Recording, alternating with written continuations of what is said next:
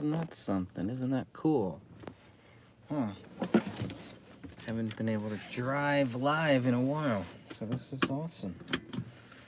Well, greetings everyone, and thank you all for joining me. Just gonna pop in here fairly briefly, and just another beautiful day here, and enjoying life. And was going through clearing out some old emails, and I found a couple files that I had not put up on my website yet. So remember how we have the Danny August Mason files, the contracts.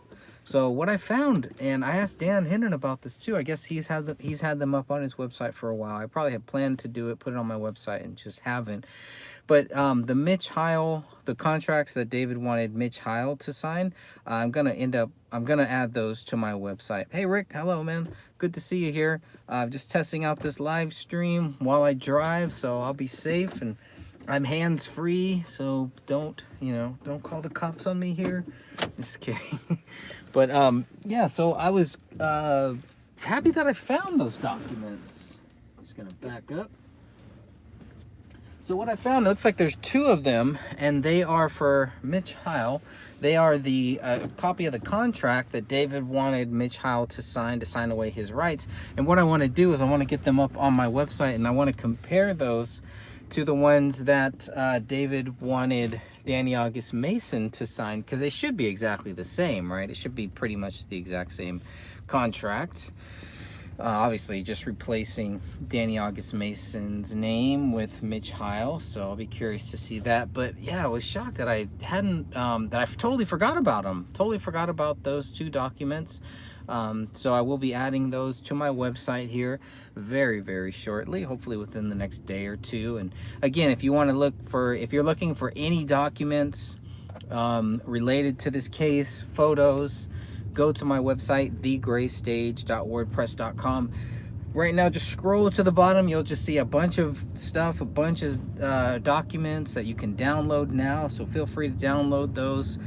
I don't have them in some type of an order yet, but hopefully that will come next. There's just not enough hours in the day to get everything. And here are two more documents that slipped through my fingers here. So I had them, I held on to them, and I realized that these were not the Danny August Mason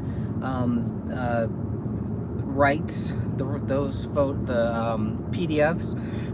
They were the ones for Mitch Heil. So again, I'll be posting those to my website very soon. And I'm assuming they're going to be the exact same thing, but I have not heard back from the Apple Valley City Attorney yet. So I'm going to give them another week or so, and then I will reach back out to them and see if there's any progress on those documents and those photos and the video and all the stuff that other people have that we don't have yet. So, we'll see. Now, of course, technically, I guess we do have them because they were put on a public website. We were able to put those out there and make sure that all of you have access to those documents too, and those photos and the video as well. But, it would be nice that when we put in a request of our own, that we also get that too. So I'll keep you posted on that. And thanks, Kriprick, for joining in here for just going to be live here for a few more seconds, or a few more minutes, I should say. But thanks for having me on your show. If you have not subscribed to Kriprick's I've Been Thinking, the new YouTube channel, it's an awesome channel, lots of good stuff there. So it looks like he has a plan for a lot more videos up there, but make sure you subscribe to him if you want to get caught up on my latest interview. And then with Catherine, he also interviewed Catherine. It looks like Sophia will hopefully be next, and hopefully Dan Hinton too. I think those would be some great interviews for anybody who wants to just ask questions. And if you got questions, whatever you've been thinking about, and we'll be happy to answer those. So yeah, so another thing in the Facebook group, a guy named Bill Hale, thank you to, he had posted a comment about David Crowley mentioning vaccines in the rough cut of the Rise, right? Which the Rise is the nonfiction documentary style companion to David Crowley's fictional script. And so it looks like he was able to find where experimental vaccines are actually mentioned in The Rise, in a copy of The Rise. So I haven't looked at it yet. Hopefully I'll be able to check that out soon. But I'd be very curious about that, because we do know we have the photo that was from one of the trailer footage. It's either Kamel or Kamel's sister wearing a mask sitting on a bus. So, you know, and then in David's script too, in his 2013 script, he also puts in, he talks about the vaccines. So he talks about that in there too. And man, you can look at how they've used the vaccines to turn the country against itself, against us all. Let's see, I wanted to ask if he ever spoke about vaccines in his journal, etc. Not in the journal. I didn't hear anything about the vaccines in his journal. Just in the scripts, in the 2013 script. That was it. But I didn't see anything about that in the journal. He doesn't talk too much about the scripts in his journal either, just kind of the progress, right? But he doesn't really go into like the characters that much, or go into you know, some of the things that are in his script. But he does mention Danny August Mason's character, which is weird because at that point he had taken Danny August Mason's character out of the 2014 script. So, but he's still mentioning Danny August Mason's character. So I thought that was pretty interesting as well too. So, but that's the only thing. Yeah, I don't remember in the journal any vaccines mentioned. Only in the 2013 script, really. That's it. So it's, yeah, I mean, a lot of stuff that is in David's script, you know, you can kind of look at and like, well, especially the 2013 one. I think there's a lot more in there. The 2014 script looks like a kind of like a watered down version, like a Tom Clancy watered down version of the 2012 trailer, right? If you watch the 2012 trailer and read David Crowley's 2014 script, it is completely different, right? There's not that much that is similar at all, period. So that was worse. Anyways, Rick, I hope that does answer your question there. I appreciate those questions as well. I'm trying to answer those live here in real time as I drive hands-free, so not breaking any laws. Watch your hands. But just a beautiful day, another beautiful day. Today is Monday, right? Oh man, Mondays, yeah. Mondays are not my best days, not my friends here, but it's another week, the start of another week, and you know, we'll keep moving on. And like I was talking with Rick, I can't believe we went 3 hours too. I looked at that, I was like, wow, we went just about 3 hours. And I felt like I was just getting my groove back. So yeah, we'll have to do that again fairly soon. And of course, would love to get you onto the onto the podcast as well. So again, the next podcast recording that we're gonna do, we'll focus on Detective Jim Gummert. On November 1st, 2021, we will be going over, we'll be finishing the Closing the Case chapter, focusing on Tom Lydon. So we'll end all of the discussion about Tom Lydon, closing the case, and why he's such a big part of the idea of closing the case, and why pretty much he's given like the final word of this. Up until the Sloppumentary comes out, it's pretty much Tom Lydon. Tom Lydon is really the final word on this. And, you know, again, he doesn't really seem to question the police. It just kind of lets them talk and acts like he really cares and very serious about it. But you know, he's not asking any hard-hitting questions or anything like that. Not even asking any general questions. It's just the whole basis of Tom Lydon's 20-minute news report is David Crowley is guilty, and then here's why. And then it proceeds to go on, but doesn't really give you any evidence of why David Crowley is guilty. It's just all trickery. Nonsense. Trickery and nonsense. I need to read those scripts. Yeah, those scripts are definitely worth reading. I think now we have, what, there are 3 versions, technically. But, so 2 of the 2014 version, and then we have 1 of the 2013 version. And then in David Crowley's journal, he mentions another version. I think he calls it V2. So there is probably another newer version that we may not have yet either. So be curious to see what the most recent, the latest version is. Now, we were already told by the Apple Valley City attorney about some of the things that we were not going to get. You can read that letter. That's on my website too. Scripts are on my website, so you have access to all of that stuff.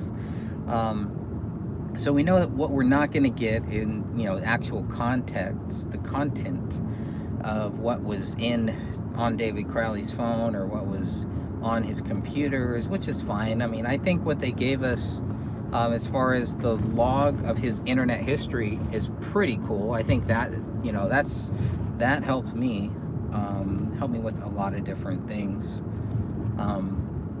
One thing we didn't mention, Rick, that I wanted to, I knew there was a few things that I wanted to mention and never got to, was the date, because in the electronic crime scene unit, whatever it is, in their file, they say that, the type message that Dave wrote, "I have loved you all with all of my heart."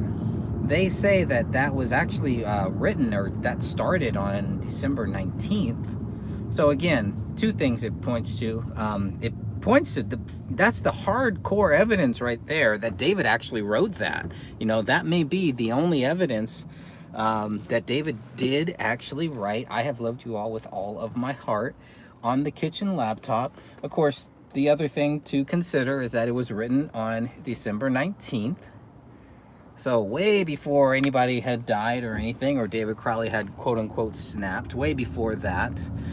But then that, then it was open like on the 26th, I think, for some reason it was reopened then. So, but again, those are the evidence. Those are the things that we're looking for. Okay, what proves David did this, did that, right? So that to me is the hard evidence that David Crowley did actually write "I have loved you all with all of my heart." It shows it had nothing to do with the killings because of the date that it was written, the date that it was started. For some reason it was open and open and open. So there's an autosave. So there may have been more stuff on there. We don't really know, but we know that was not written, after the killings happened. Hey, Jet, good to see you here. We are live back in the saddle here. Do you know if he was writing any other scripts on others? Yeah, I think he was writing like 8 other scripts. So again, the other theory is that he was obsessed with Gray State and he's only doing this. If you look at Tom Leiden's 20-minute news report, that's basically what he's saying, right? David was only focused on that. That's not true at all. He was writing many other scripts and working on many other projects too. So that is another big valid point that gets overlooked sometimes as well. So I wanted to make sure to mention that as well. But I miss this. I miss just, when I'm driving to do some errands or do some chores or do whatever I need to go do, it's just turning on my phone and going live with you guys. I love this. So I will plan on doing more of these, probably on Wednesday. Yeah, we'll come back probably on Wednesday and I'll maybe do another one of these. If I have some new content or new things to really share, I mean, I could sit here and just wait for people to ask questions too. That's always good. If you guys have any questions, that's, I'll definitely try to answer those here for you live. If I can, I will do to the best of my ability. The documentary I am working on, I don't know if you want to call it a documentary. I can't think of anything else, to really call it. It's just going to be for YouTube and for Rumble, for my Rumble channel, my poor Rumble channel. I set all this work into it and haven't really added any new content there, so hopefully I'll be able to add some soon. Planet X, what's up, brother? Good to see you there too. Yeah, Planet X Filmworks, man. If you guys are into the whole Zodiac thing like me, I've been into it. Peacock, I think, put the 2007 film on there, so like I watched that and now I'm like, wow, this is, brought back a lot of memories and a lot of things with the whole Zodiac killer. So Planet X Filmworks, man, they've been doing some great videos on the Zodiac killer, the Zodiac movie. That was awesome too. But man, I still feel like the Zodiac has got to be more than one people. It's hard for me after watching that movie. I was like, there's no way it could just be one person. I don't know if it's any other people that are mentioned in there, but that looks like a cult thing, a syndicate thing. I don't know what the heck's going on there, but it's hard for me to believe that that is just one person. So many twists and turns, so many rabbit holes. So I think, back when I was doing the research on the Zodiac, I think a lot of that helped prepare me for the David Crowley case in certain ways. Taught me patience about the David Crowley case, what to think about, what to look at, and how to keep an open mind, and how not to just go down one rabbit hole and realize there's so many different rabbit holes that you can go down with all of these cases. So the parallels, some of the parallels between the research that I've done on the Zodiac compared to the David Crowley case, I feel like there's a lot more with the David Crowley case that is verifiable. There's a lot of things with this Zodiac stuff. Zodiac Files episode 3 soon. Awesome. Looking forward to that. Still want to get on about the wrestling show, man, because right now New Japan Pro Wrestling is almost done with their G1 tournament, which is like the biggest thing that they have right now, aside from their show at the end of this year, their WrestleMania. Basically, this is the tournament that will decide who gets to challenge for the title. So the G1 thing is awesome, man. I'd love to, once it's over, I'd love to do something on that too. But again, there's just not enough hours in the day. It's great to have so many people working with so many people, covering so many different topics, and who are focused on truth, and focused on being good, decent human beings. So glad that we all kind of merge into this case here and can all kind of discuss it. I think it's a very worthwhile topic. So Jet says, I love Dark Side of the Ring. Yeah, they do a lot. Planet X Filmworks, they do a lot of shows on the Dark Side of the Ring, which I have watched their shows on that. I think when they went live a couple times, and I was in the chat room. But the Dark Side of the Ring is hard for me to really watch, of course. Yeah, it's just because I focus on the light side of the ring. But anyways, that's a whole nother issue. But yeah, I hear those series are really good. I haven't really seen any of them, so I can't really comment on it. That's why watching Planet X Filmworks talk about it was really cool. It was really good. It really, it allowed me to kind of know what they were talking about without me having to actually watch it, I guess. So it's kind of cheating. So the guys did all the work. All I had to do was just sit there and just watch it. So yeah, Dark Side of the Ring is very sad, and that's another reason why, the wrestling business, all that stuff, man, it can be really, really sad stuff. And I just don't want to. I don't want my focus. I'm not saying their focus is there, but obviously, if the show is called Dark Side of the Ring, that's what they're going to talk about. And I'm just not a big fan of the gossip, the David Meltzer and all that stuff. I really like I like the podcast. I love hearing from the actual wrestlers, hearing the stories from them. So anyways, that's a whole nother thing. But so it's been quite the journey here. And just I remember, there's so many other things going on. The David Crowley case, our life does not revolve around the David Crowley case. I'm part-timer. I'll speak for myself, just a part-timer here. And so trying to make it easy for all of the other part-timers who want to quickly get caught up and have a good place where you can go to look at the research and just kind of find it and do your own research, right? Not have some guy in a beanie with glasses sitting in a car tell you what happened and this is why you should believe me and nobody else. Like, nobody's gonna buy that. Nobody's gonna fall for that stuff. Why not just say, hey, man, this is what the evidence shows. When you think about a topic that you really want to cover, when you want to research it, what could people do to make it easier for you to research it? Do you want them to tell you the whole thing? Do you want them to tell you their thoughts, their views on it? Or do you just want the actual research with the summary? Those are kind of the things that I go back and forth on, I guess, because some of my videos, I do make it very clear, hey, if you think David Crowley is innocent, you're right. If you think he's guilty, you are wrong. And obviously, that's my personal view on it, And then, other videos we just talk about certain aspects of the case and try to leave it as wide open for you as possible. So the fake documents y'all found in the Crowley case blew me away. Me too, Jet. I couldn't believe it. I had to read the Apple Valley City Attorney thing a couple times, and Sophia kept trying to get me to read it. I just didn't have time, and I didn't really see what the big thing was. And I read it. I'm like, what the heck? Okay, because I thought that was a real document, a real police document. When I realized it wasn't, I was like, what? What idiots would go to that length to really do that? And then share it, post it, share it, whatever, post it privately or posting it publicly. Like, creating that stuff, man, I mean, that stuff is going to come back to you. God sees everything. So doing stuff like that, man, you are setting yourself up for a world of hurt. And there's no reason to, but obviously, when you have people that are just focused on just playing games, not really focused on helping you understand why they think David Crowley is guilty, right? Sometimes it's like they think because they're louder or because, they have to post everywhere and they comment on everything and they try to downgrade everything, that makes them the majority. But it doesn't. It really just shows that, the lack of confidence that they have in what they really think.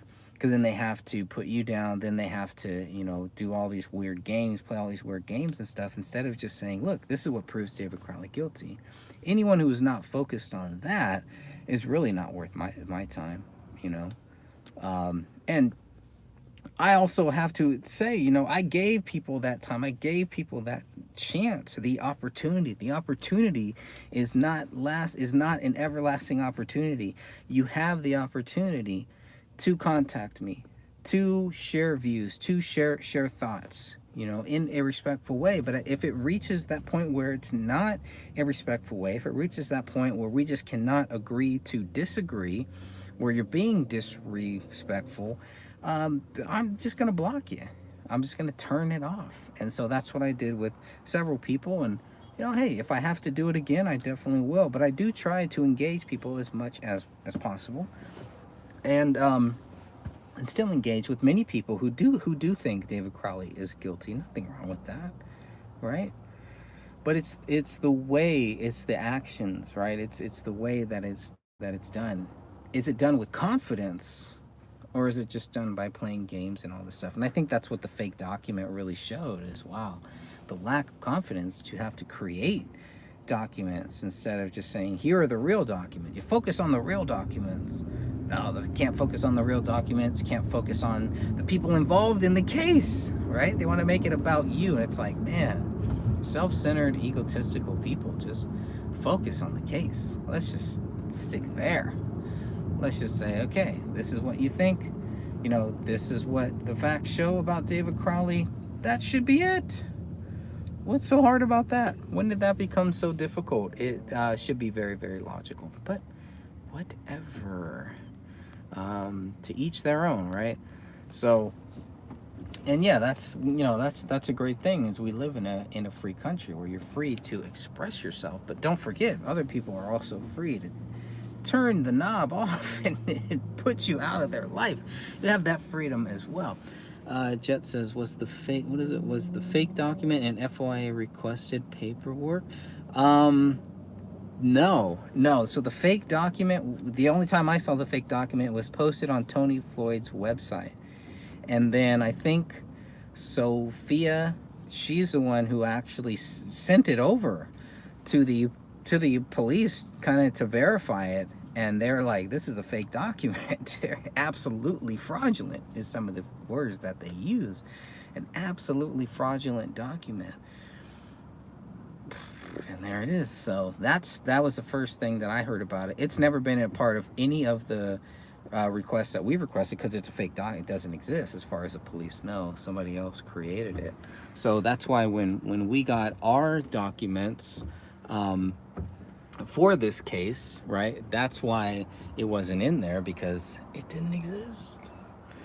So but we did get the real documents, and again, if you guys want to go and look at that and check those out, you go to my website, thegraystage.wordpress.com. It's all right there. And I hope you will. I hope you'll take the time when you have the time. Obviously, that's why I try to do some videos on it too. You know, to kind of go over it. So that way, for people, you know, not everybody is gonna have time for that. And sometimes if you have to choose between, you know, watching a 2-hour video on it or spending hours reading it all yourself, you know, sometimes people are just gonna watch that video. So that's why it's good to make videos on it too. And then obviously people can just go and check it out for themselves whenever they want, if they can. I will try to do an interview, someone from the David's Guilty side. I haven't. Be fair, I'm on both sides. Yeah, be fair. Do the interview, man. Whatever you think is good, whatever you think is cool. Nothing wrong with that, right? I mean, what's the harm? What's the difference? You know, nothing wrong with that at all.